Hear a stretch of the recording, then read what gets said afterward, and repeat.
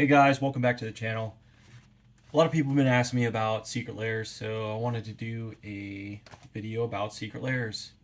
What I think about them, where they're headed, my plans moving forward for investment, collection, or maybe just buying them because I want to use the cards. First off, secret lairs is Wizards' way to sell single cards to us uh, aside from the sealed product that they more traditionally use to get their magic cards into the player's hands. This started back in 2019, late around December time. They released their first bundle, really good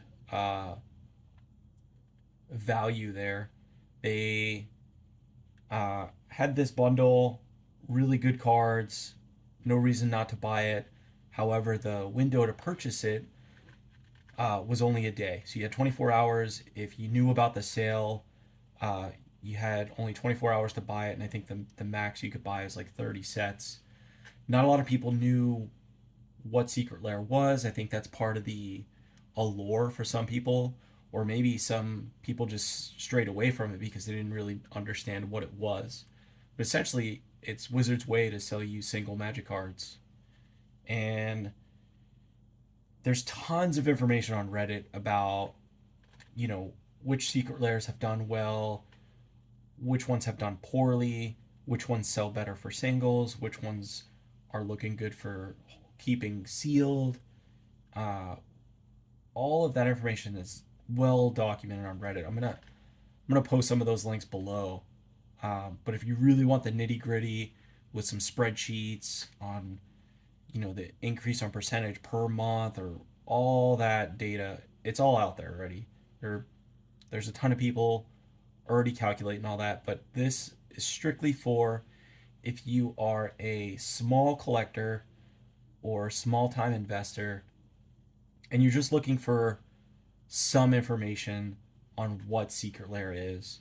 I'm going to tell you how I've been dealing with this Secret Lairs for, since the beginning. I bought the first one. My main mindset was buy one of each sealed, and if I like them, I would maybe buy 5 copies, or I would buy the singles themselves because the rest of the cards I didn't like. Um, but they started back in December of 2019. Ever since then, they've tweaked it. They've changed at least one thing about it, whether it was the window of purchase, the amount of cards you got, the unique art styles. Something changed about it, and I think this is Wizards' way of just feeling the market out, trying to figure out what makes sales and what gives them the most profit, essentially. But I do want to get into specifically lands. Um, it was a big speculation of mine to not only invest in the Kaldheim lands like you see here. I think they're super cool. I actually opened mine and I love using them. They're going to be my basic lands that I use for all my decks. I just love the art style. And, that's what you should be buying this product is if you love the art, you should be picking it up. And luckily for me, I think the swamp went up dramatically since release. There was some kind of buyout, supposedly. Who knows? But I just think all of the art for all of the colors look amazing. But originally, before these even came out, I actually speculated on the Godzilla lands.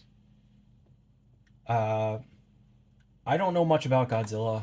I'm not a huge fan of the older movies. I think they're cool, but I'm not somebody who collects a lot of that. However, I do know some people who do. And so this was the first secret layer that I decided, hey, I'm not just buying one bundle and keeping it sealed. I'm going to buy a lot of bundles. Sorry, not bundles, but actual drops of this specific one and keep it sealed. And the reason was, like I mentioned, the collectability of Godzilla. I knew the movie was coming out soon, and the reality is they're basic lands. The way that Wizards packaged this, which was, You get a plains, island, swamp, mountain, and a forest instead of, let's say 20 islands or 15 mountains. They spread load it, so you have to buy multiples of these. Unless you're playing like Commander EDH and you just want like one or two forests in your Commander deck, uh, these secret layers are designed so that you have to buy a lot of them, unfortunately. And luckily for me, my speculation on the Godzilla lands has done really well. So that's one example that I thought about it. I had some knowledge about collectability of Godzilla, and I went for it. I speculated, and I've done well. I think there may be TCG player 80 or $90 right now. I'm really happy with the original purchase price might have been 30 or $40 on those. However, as Secret Lair has progressed, they sold more and more drops, and they even opened up the window as to how long these drops are available, and I think that directly affected the price of some of the sealed product or even single market for some of these, because it directly affects the saturation of the market of how many singles there are of these cards. So where I think they maybe not necessarily messed up, but one of the super drops that was tricky was the summer drop that highlighted the fetch land possibility. This was before Modern Horizons 2, so the fetch lands were still at a premium. You had people uh, really begging for Wizards to come out with a set that had the fetch lands more available so that they didn't have to pay the super high premium to get into a format like Modern. And I think even the professor at Tolarian he was complaining almost daily in his videos about how they're not reprinting fetches as much as they should. And so Wizards maybe either picked that up or maybe coincidentally made this super drop with the fetch lands. And I think a lot of people got tricked into buying that bundle because a lot of those drops within that bundle were not good. There was some like weird cosplay uh, Planeswalker. I don't even think that one did very well. A couple others had some really low value cards, and you kind of got suckered into buying the bundle if you wanted that fetch land. So I think a lot of people spec'd into that for the fetch land and might have messed up in the sense that they might not have known that Modern Horizons 2 was uh, at the level of the print run it is now. So luckily, I didn't buy into that. I just bought one bundle, just have one of each sealed, and I'm really happy with that purchase. Um, as you go down, ultimately, this is just my perspective. So a lot of people have different likes and dislikes for certain art styles. Obviously, you have some that are really really crazy looking. They only look like Magic cards, versus some that are more traditional, look like Magic cards, but they have a just a nice border to them that it adds a little bit more style to your Magic card. And realistically, if you like a certain art style, just pick up the card. That's how you should be buying these. If you're a small time regular Magic player, and maybe you want to do a little bit of investing, you buy the copies you need plus one or two to have. That's it. You don't need to buy the max 30 of each. Like there's just no way. There's no way to keep up. They're pumping these out like crazy, and you're gonna experience wall fatigue eventually. And speaking of that, that's what happened around uh, October of last year. So October 2020, they came out with the Walking Dead Secret Lair. Super controversial. People hated it. Other people loved it. Some investors thought it was the greatest thing because it was almost like a pseudo reserve list. The cards were mechanically unique, and in order for them to get a reprint, they would have to get permission from the IP for Walking Dead, and it was arguably done the wrong way. And I think Wizards figured that out, or at least listened to some of their players with that. Uh, for me, it just it was a no brainer to pick up at least a copy, but I didn't. I don't like Walking Dead. I don't think that show has been good for some years now. The the IP is old, and I think they're dragging that show on, and I didn't want anything to do with it, so I didn't pick up a copy. But I think it's doing relatively well because of that mechanically unique aspect to it. Shortly after that, in November of 2020, this was their secret versary. Not sure if I'm saying that right, but essentially it was their seventh drop within like a 3 month period.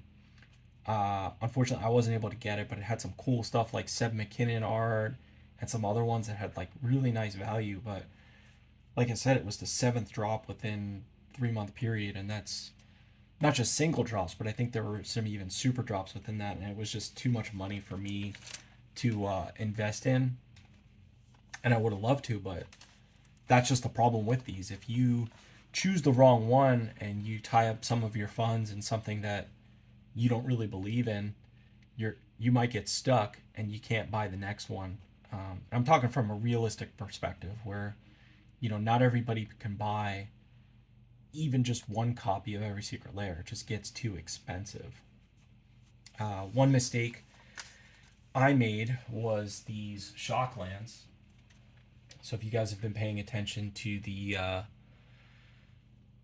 Unfinity most recent teasers or spoilers, whatever they're calling them nowadays, they released full art Shocklands that look way better than these. And I bought these because I was under the impression that uh, these were going to be the best looking Shocklands available. So that was a little bit of a mistake on my part. I know I bought a playset of each one because I wanted, all of the same, each Shockland with some really cool art. But that was a mistake on my part. I think some people, maybe they like the art and they like the more traditional look of that Secret Lair Shockland, and maybe it was a good move for you. Moving on, they kept pumping out super drops after that earlier this year. Um, Way too many for me. I couldn't even keep up. Like I said, buying one of each, it just got way too expensive. Um, and then what started to become concerning was just the space, right? So you're looking at a Secret Lair. This is almost the size of maybe two of these the size of like a booster box, maybe a little bit bigger, and they're not the same value as a booster box. A booster box, depending how old it is, if it's one of them vintage sets, it's thousands of dollars.